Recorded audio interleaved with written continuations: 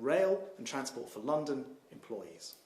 These marshals worked with the public to prevent services from becoming overcrowded.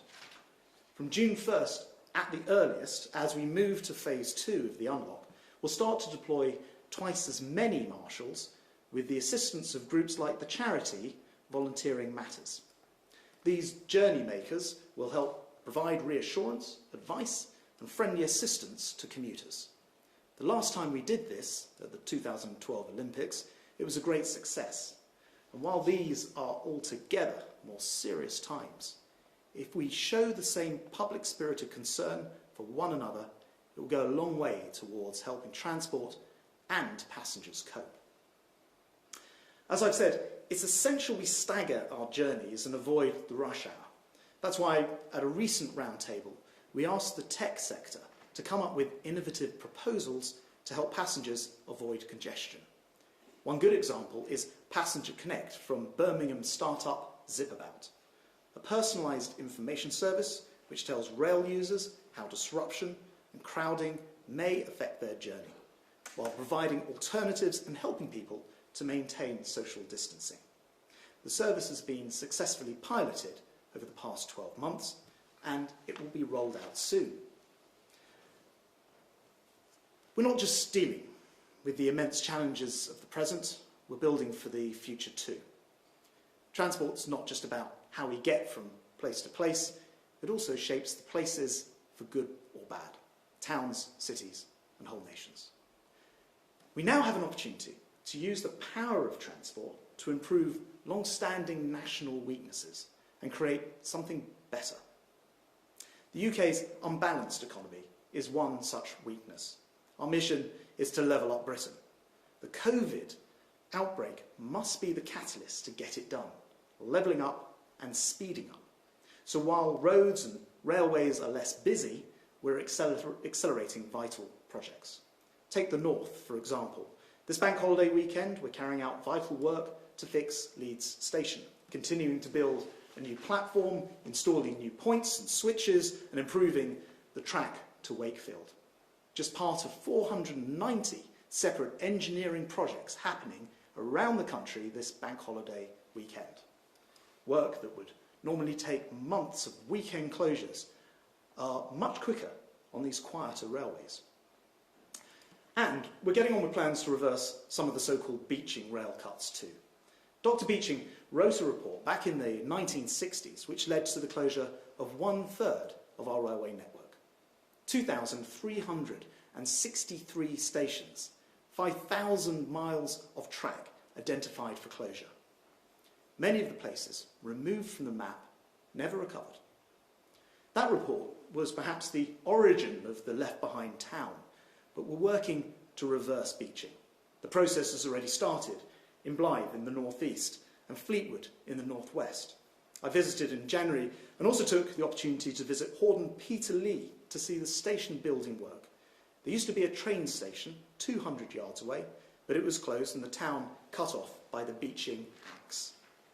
This new station will connect a community of over 50,000 people, improving their quality of life. And today, the next 10 schemes to benefit are announced. It's development funding, but if they stack up, then we're going to build them fast. Amongst the many schemes is the reinstatement of the Ivanhoe line in the East Midlands, from Leicester to Burton via Colville and Ashby, and branch lines on the Isle of Wight, and a new station at Wellington in Sunset. But no matter how great we make the railways of the future, millions will still rely on the car. That's why today I'm publishing the preferred route to complete the dual carriageway on the A66 from Scotch Corner to Penrith, the first new all dual carriageway across the Pennines in 50 years. This is a £1 billion programme that will transform the capacity by upgrading junctions and widening the road. These road and rail schemes will be the first of many, binding our country together, connecting people with jobs. But it isn't just the balance between regions that we need to reshape. It's hard to see millions who, until a few weeks ago, commuted by train into Manchester, London, Birmingham every day, will immediately go back to the same old ways. So we have to reshape our towns and cities too. The Prime Minister once said, "Cities are where inspiration and innovation happens, because people can bump into each other, spark off one another, compete, collaborate, invent, and innovate. That's when we get the explosion or flash of creativity and innovation." And yet, with social distancing, it makes all that rather more difficult. So we have to find new ways of making it happen. Therefore, as conditions allow, and not until July, we'll be looking to support creative ways for businesses to reopen whilst maintaining social distancing. We know restaurants and bars will want to start trading again, and we'll work with them so we can enjoy an outdoor summer in a safe and responsible environment. For those who live too far to cycle and walk and must drive to major conurbations, we'll repurpose parking in places just outside town centres, so people can park on the outskirts and finish their journeys on foot or bike or even e-scooter. Our aim with these measures is not merely to get through the lifting of restrictions and then return to how things were, but to come out of this recovery stronger by permanently changing the way we use transport. Take the bike, for example. Previously, we announced the introduction of a scheme to help bring bicycles back into a roadworthy condition, relieving the pressure on public transport and improving the nation's health. Today, I can provide the detail of the new £50 bicycle maintenance voucher. Available from next month, the scheme will help up to 500,000 people drag bikes out of retirement, speeding up the cycling revolution, helping individuals become fitter and healthier, and reducing air pollution, which remains a hidden killer. Clean air should be as big a priority for us in the 21st century as clean water was to the Victorians in the 19th. The measures will help more passengers, faster trains, trams, safer trams, more commuters to take up, and more people to benefit from the infrastructure in the northern powerhouse across the country. They give us opportunity and harness the power of harness, not just to help the lives of the COVID world, post-COVID, to make our economy, but to make our economy more resilient. Going through the pandemic, and to get some insights, to get to how to the operation, how they do operations, but most importantly, what's happening to the disease. So on the first slide, on the left, you can see the insights which are gathered from Google mobility data. It will cover everybody with a good indication of what the population of what's doing and how they're moving around. And what we can see is a very significant drop in usage to workplaces, stations and retail and recreation, which has been largely maintained through the pandemic. Clearly, in the middle, we can see grocery and pharmacy, people needing to use that. And then the blue line in the middle, with people starting to use parks more in line with the national guidance. The only thing I would say there is that if people are using parks, which is good for mental health, for physical activity, please do remember to maintain social distancing while using them. So staying 2 metres away from people outside your household and just meeting with one other person. On the right-hand side, you can see an ONS Opinions and Lifestyle Survey data. So both of these sets of data go back to about a week ago. And we can see that a significantly larger number of people, 41% of employed adults, are working from home, and that's compared to just around 12% last year. And we know that 86% of adults have left their home. We know that 80% of those are for basic necessities and around 71% for exercise, for a run, for a walk or a cycle. Again, all in accordance with national guidance, which we would encourage. Next slide, please. So this is the slide showing the current situation with testing and new cases. So on the left-hand side, you can see the data in relation to testing. And the top number there, 116,585, represents all the tests in all the different systems that have been completed or taken or sent out, whether it be through labs, in hospitals, wherever it may be, up until 9 o'clock on the 23rd of May, which brings the national total now to well over 3,348,000. And from that testing, we can see that we've got 2,959 new confirmed cases as of this morning, and that brings our UK total to 257,154. And the graphs on the right clearly show that. I think the important thing is that there is a trend upwards in our daily testing, which we expect to continue as track and trace comes in. It varies a little bit over weekends, but generally the trend is up. But very encouragingly, despite the increased upward trend in testing, we are maintaining a downward trend in new confirmed cases. Next slide, please. So this slide gives a picture of both the activity in our hospitals and also of some of the important life-saving equipment, which was one of the issues we were very concerned about at the start of the pandemic.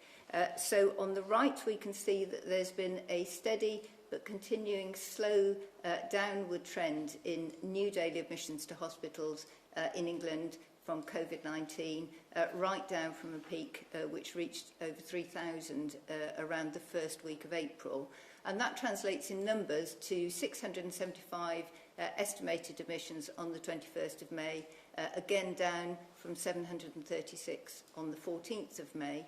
And then on the bottom of April, and that's now come down in all countries. And when we look over at the statistics on the left-hand side, we can see that 12% of the mechanical ventilator beds are occupied with COVID-19 patients. So significant capacity, which was never breached, and in fact is down by 5% on the week before. Next slide. So when we look at the number of people in hospital with COVID-19, 9,331 people in hospital now, and that's down by over 1,000 from this time last week. And we can see in the slides, despite the varying shapes across the different UK countries and regions, that this is a downward trend in all areas. It varies. Different places have had different peaks and at very slightly different times. But generally, right across the UK, the number of cases is coming down. Next slide, please. And then finally and sadly, over the last 24 hours, we have had 282 reported deaths which have been confirmed with a positive test, which brings our total to 36,675. However, on the only positive note from that number is that we can see that the deaths are starting continuously to come down. The bar chart here always depicts a little bit of a reporting change over the weekend period, but the rolling average, so where we're looking to see on average what is happening, that is continuing to come down, and we will be looking to expect that to come down further. Jenny, thank you very much indeed. We're going to turn now to questions. We're going to start with questions from the public. It's worth mentioning we don't know the questions that are going to be asked. They're picked by an independent polling company. And we'll turn first of all to Gordon from Gosport. How is the government going to prevent travellers staying in the Irish Republic at the end of their holidays to bypass the UK's 14-day quarantine? Thank you very much, Gordon. Well, I think the point that people may not be aware of is that Ireland has a travel ban effectively as well. So they also at the moment have quarantine in place. So it is the case that that may change in the future. Of course, we'll keep our system under review in the future. But for the time being, whether somebody travels to Dublin or somebody travels to London, the same essential quarantine would apply. Can I turn to Sarah from Newbury, and I think this is a text for me to read. How is the Sorry, you currently test people. So it's very important that when we are doing tests, we're doing tests which we know will give true answers, have high sensitivity and high specificity. And so we are always looking to find new tests going forward. For the time being, this is for over 5, and most of the children going back will be around this age.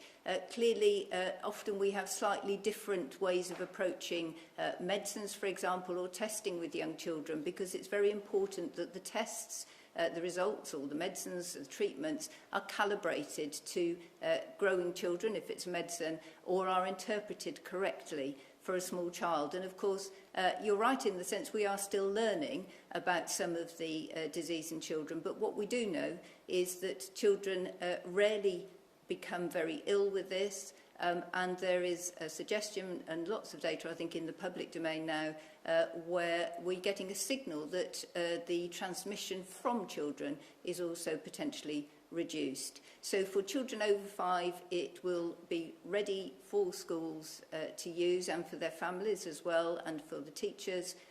For children under 5, obviously, that we will progress that going forward. Jenny, thanks very much indeed. We'll turn now to journalists and Ian Watson of the BBC. I suppose it's quite appropriate we've got the Transport Secretary with us today, because I was hoping that you and indeed Dr Harris could clarify some of the guidance around travelling during lockdown. It seemed to me that the guidance was pretty clear, actually.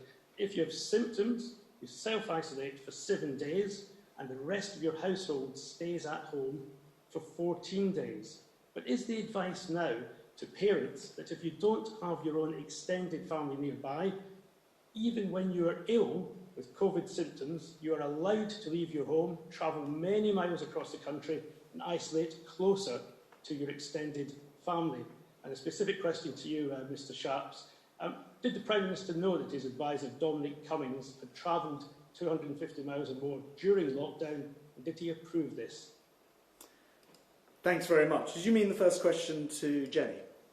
I'd like the views of both of you, actually, but certainly I'd value Jenny's advice specifically on whether parents who are ill can leave their home to go closer to their extended family to isolate. So the scientific and medical advice behind the self-isolation is obviously to take people who are symptomatic out of the public domain, and anybody who may be likely to develop that, and households tend to have the same exposures, so we know there's a greater risk. So as you say, the advice is you self-isolate at home, your family self-isolate with you, and that's very clear. I think built into that guidance, along with all of our other guidance, so for example for elderly people or those who are clinically extremely vulnerable and are advised to stay at home, and they have accepted and wanted to take forward that advice, there is always an element which says safeguarding. So we don't want an elderly person sitting at home without their medication because they feel they can't come out. If there is a safeguarding issue and a child, for example, is significantly unwell and has no support, that is equally another issue. But those are the interpretation, that's the clinical advice around that. There's always a safeguarding clause in all of the advice, whether it is this or for clinically extremely vulnerable. The interpretation of that advice is probably for others. And Ian, you're asking if the Prime Minister knew. Look, the important thing is that everyone remains in the same place whilst they're locked down, which is exactly what happened in, I think, the case you're referring to with Mr Cummings. So the Prime Minister will have known he was staying put, and he didn't come out again until he was feeling better. I'll just come back to you. Yeah, but he did travel 250 miles from his London home, did he not? And again, to you and to Dr Harris, you seem to be very clear about when people can leave their home, Dr Harris. That is, for example, if they're seeking food, medical supplies, caring for the vulnerable. Let me give you one specific example. If someone is ill and the other parent is not at that time showing symptoms and they have a young child, should they leave their home when ill to go to another home 250 miles away? Is that in line with the guidance? Sorry, I can go first. I'll go first. Ian, the guidance says if you're living with children, keep following this advice to the best of your ability. However, we are aware that not all these measures will be possible, depending, therefore, on circumstances. I'm adding those last few words.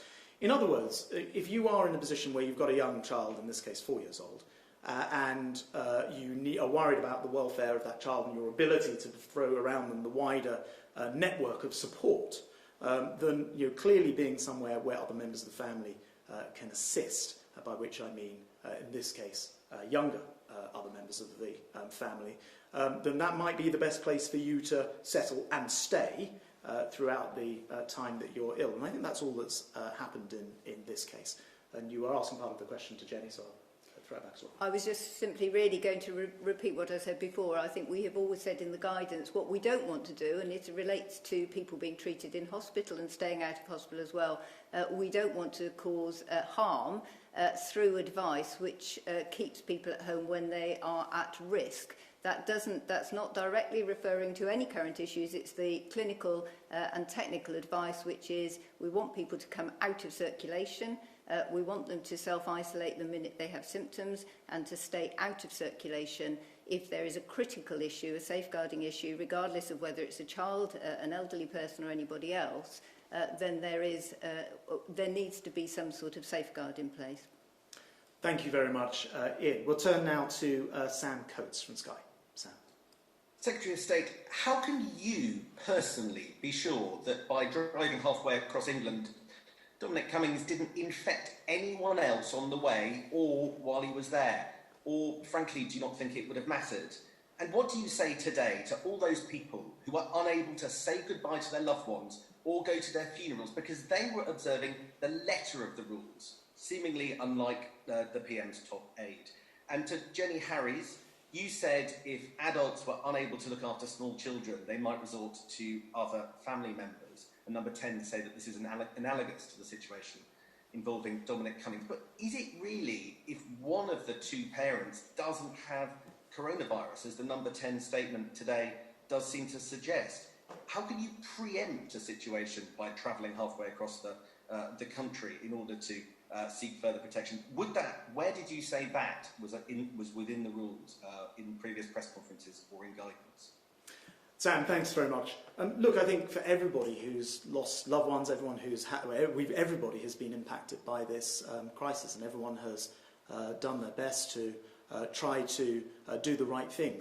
As I read out before, I won't repeat the guidance again, but it does essentially interpret it as taking practical steps to ensure that you follow the measures as best as possible in order to prevent, for example, in this case, a 4-year-old child from ending up without having the necessary support that a 4-year-old would quite obviously require. So that was the decision taken in that situation. And look, I understand what you're saying. I get what you're saying. Mr. Cummings is in the public eye, but the reality of the matter is that the 4-year-old child's welfare, I think, is the important thing. Parents will ask themselves what they would do if they had no other support around, and eventually you'd either have to turn to external support, not from your family, or try and be close enough to your family to provide that care, which is what happened in this case here. And I understand that his sister and I think a niece, who are younger generation, were able to provide food and bring things to the property they were staying in, which was not inside his parents' house. So I think it was a sort of a straightforward arrangement that meant he stayed in the same place and prevented possibility of the child in this case from not having support around him. And your second point was to Jenny. Yeah, so I will reiterate probably what I've just said, which is the public health advice is take yourself out of society, if you like, as soon as you have symptoms. Stay at home with your family. I don't know the details of this specific case, and I'm commenting on the technical and medical advice.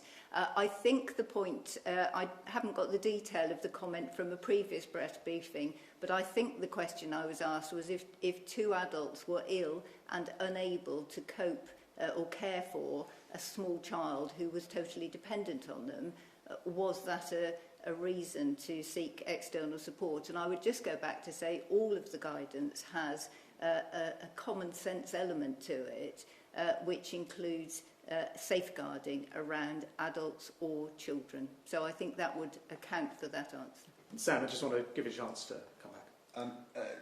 Secretary of State, could you just clear up factually what went on? So Mr Cummings went to a Durham property and he stayed inside that with his wife and child all in the same property, and members of their family delivered food to their doorstep. Why did that necessitate that journey 260 miles? Why couldn't he have done that in London? Well, I guess it's where his family was. Yes, those are the facts as I understand them, Sam. I guess the simple answer is that's where the family was. That's where the sister was, and the niece. So, you know, as we all do in moments of crisis, we always seek to have our family, those who can assist us around us. And I think that's all that's happened in this case. I'm afraid I don't know. I'm afraid I don't know the personal circumstances, the extent of which support network could have helped where, but he clearly went to where the family was, stayed there, didn't then move around, and only came back to London for work, which is obviously allowed as one of the 4 reasons, when fully better and after the required period of time. Thanks very much, Sam. Can we go to Dave Wood of ITV? Thank you, Secretary of State. Throughout this lockdown, particularly phase 1 of it, people have been making some very difficult choices about how close they get to their family, who they see and where they stay, sometimes in the most heartbreaking of circumstances. Should those people have been using their own interpretation then of the stay-at-home message? Thanks, David. Look, I think the reality is that people should, of course, follow the guidance. I won't bore you by reading it again, but it very clearly says you should follow the guidance to the best of your ability and follow the measures as much as is possible. And then it's for an individual to make the decision. How do I make sure I've got enough support around the family, particularly in the case that you're referring to, with a potential of both parents ending up being ill and having a young child to look after? How do you have that support network around them? And the decision here was to go to that location and stay in that location. They didn't then move around from there. And so it would be for each individual to work out the best way to do that, which is what's happened here. Can I just check then, is the message you're giving us this evening that anyone who becomes ill with this, if they can go close to family, no matter how far that journey is, they can do so that the family members can supply food and not friends who may live locally? And to Dr Harris, if I may, just remind us, what are the risks of travelling if you have the virus, and would you recommend it? Well, on the first point, of course, the rules have subsequently changed anyway, so you can now travel if you are not symptomatic any distance in order to, for example, exercise, and that is something which people are aware of now. You go as far as, if you had the symptoms, could you travel as far as possible to stay in a house closer to relatives? No. I mean, as I already explained, you have to get yourself sort of locked down and do that in the best and most practical way. And I think that will be different for different people under whatever circumstances their particular family differences happen to dictate. That's all that's happened in this case. He was there, he stayed there, and I can carry on answering it, but it's the same answer each time. And there was a second point to Jenny. Yeah, so, I mean, the key public health messages from a professional perspective are if people have symptoms, they should self-isolate immediately and stay in their homes. The only exception around this is around risk, and that's the issue of safeguarding for children or adults, and I think I've said that. In relation to the risk of travel, clearly in travel advice that we're giving, if you're in a private car, actually transmission within a vehicle, because it's an enclosed space and you're relatively close together, is probably a higher risk one, but you're usually if you're within a household group, then your exposures are usually the same, and if you travel from A to B and you're not meeting anybody else, then there's no possibility of a risk passing on, which is why in much of the guidance you'll see we say if you're travelling, travel in your own car. For people, for example, going to have a test taken, they can't go on public transport, they go in a car, and that's a simple answer. David, thank you very much. Let's turn now to Chris Hope from Daily Telegraph. Chris. Hello, Mr Shapps. May I ask quickly, you said there that the PM knew Mr Cummings was staying put.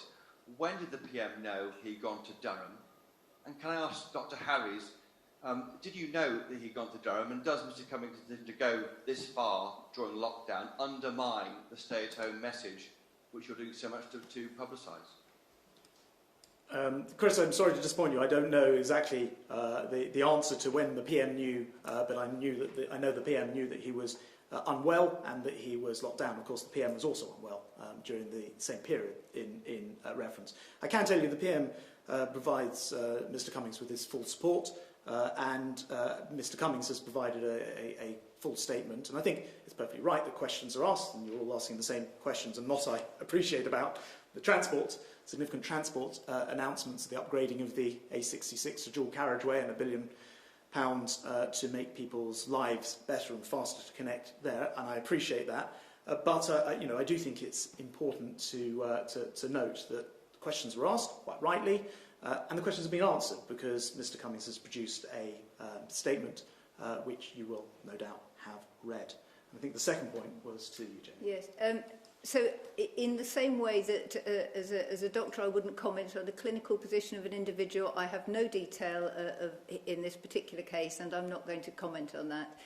But in relation to the advice to the public, absolutely clear that public health guidance is if you're symptomatic, you stay at home, take yourself out of society as quickly as you can with your family and stay there unless there is that extreme risk to life. And that is a really important message. People have been really good at doing that, but it's vital that we continue to do that going forward because that also underlies the track and trace system as well, and we're going to be asking people to do that if they're identified as a contact. Chris, I can see you waving to get back in. Thank you, Mr Shapps. One final question. Can you clarify whether anyone from Durham Constabulary spoke to any member of Mr Cummings' family, please? Well, quite literally reading from Mr Cummings' statement, at no stage was he or his family spoken to by the police about this matter. Does that mean the police are not telling you that what happened straightforwardly? I'm not sure where the confusion in that comes in, but we've got it in black and white there in this statement. Chris, thank you very much indeed. Can I turn to David Wooding, The Sun on Sunday? David. Secretary of State, we've already had 2 resignations from senior aides who have broken the rules in Neil Ferguson and north of the border, Catherine Calderwood. So the public could be forgiven for thinking there's one rule for us and one rule for the rest of them. And even among aides may be thinking there's one rule for us aides, but a different rule for the Downing Street aides. What is different about Dominic Cummings and other people who've resigned in senior positions over their movements? David, thank you. Look, I think what most people will probably be thinking, watching this, is what would I do in that situation? I've got a young child. My wife is unwell. I'm worried about the ability to support the child as a father. Do you then end up saying, well, we'll take the best possible option in order to be able to provide the ongoing care for that child and therefore go to where there's a network, but not go to inside the parents' house, but rely on the younger generation? And that's obviously the question that will have to be made. And I would draw this distinction. This wasn't sort of visiting a holiday home or going to visit someone. This was to stay put for 14 days, to remain in isolation, to get over what I understand was quite a significant bout of illness from coronavirus, and then to be able to return to London only when well and properly in line to do a job that couldn't be done from elsewhere. So I think there's every difference to answer your question directly. Yeah, I know you're not being evasive on the question of when and whether the Prime Minister knew about this, but I think that's an important question that needs answering. If you're unable to answer that, then I think the public do have a right to know what the Prime Minister knew about Mr Cummings' visit and when he was told about it. Yes, well, as I said, I think the Prime Minister was, in at least part of this period, possibly in hospital. I haven't matched up the exact dates, but I do know that the Prime Minister knew that he was, quite properly staying put in one place with his family, which is the right thing to do, not leaving after doing that. All the right things to do. And as I said a moment ago, the Prime Minister gives Mr Cummings his full support. Can I turn to Murtaza Ali Shah, please, from GEO News? Hi, Secretary of the State. Ahead of opening up relaxing the rules and opening up the transport network, My question is, what measures are being taken to protect the frontline workers who belong to ethnic minorities, the same communities who have suffered quite a lot, after the COVID-19 outbreak, be it in the National Health Service or in the transport network or other essential services? Murtaza, it's a great question because I'm very concerned to make sure that the right equipment is with everybody under the right circumstances. So on the transport network, if you are, for example, a train driver and you're in a cab, then quite clearly you're not in constant sort of contact with other people. On the other hand, in other forms of transport, and buses in some cases, for example, you could be in very close contact. So what we absolutely have to do is make sure that we have the right level of protection for people in different circumstances. And on this subject, what I've done is to write to the transport operators in hand with Public Health England to make sure that they're aware of all the correct equipment that should be in place, procedures, processes, things like cordoning off, and also thinking about the flow of passengers and that type of thing in order to protect their transport workers. I should say that very sadly 53 transport workers have died during coronavirus. We don't know all of the circumstances or that it was necessarily connected to their work, but it is of great concern. And it's worth saying that we've asked Professor Fenton to carry out some research because, and I'm very concerned, that people from the BAME communities seem to have been affected more. We also know men are affected more. We also know obesity seems to play a part. And Professor Fenton's initial report on this from Public Health England will be available, I think, at the end of this month, which will be very helpful as well. Can I invite you to come back in? Unless you don't. Do you want to come back in again? I think we may have lost the line. Murtaza, can you hear us? Yes. Oh, yeah. Did you want to come back in again?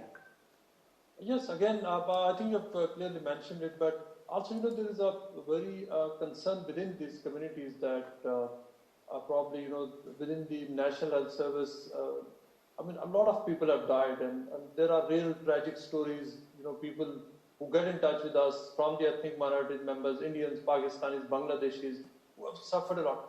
My question is government preparing or thinking of probably maybe announcing some compensation or maybe some other sorts of measure for these families who have suffered, or families who have, the people who have lost their lives and have left their families in kind of situation where it is difficult for them to make two ends meet? Yeah. Well, it's absolutely, it's heartbreaking to see how this virus developed, and many of the people, as you mentioned, on the front line may come from ethnic minorities. We don't know whether that's because of the propensity for people to be on the front line from BAME backgrounds, or whether there's something else happening, and that's what Professor Fenton will help to get to the bottom of. It's certainly the case that in the NHS and the care world, there is a package that the Health Secretary announced previously of support where there is a deceased member of the family, and there's also sort of in-work service payouts in other circumstances as well, though not in quite the same way.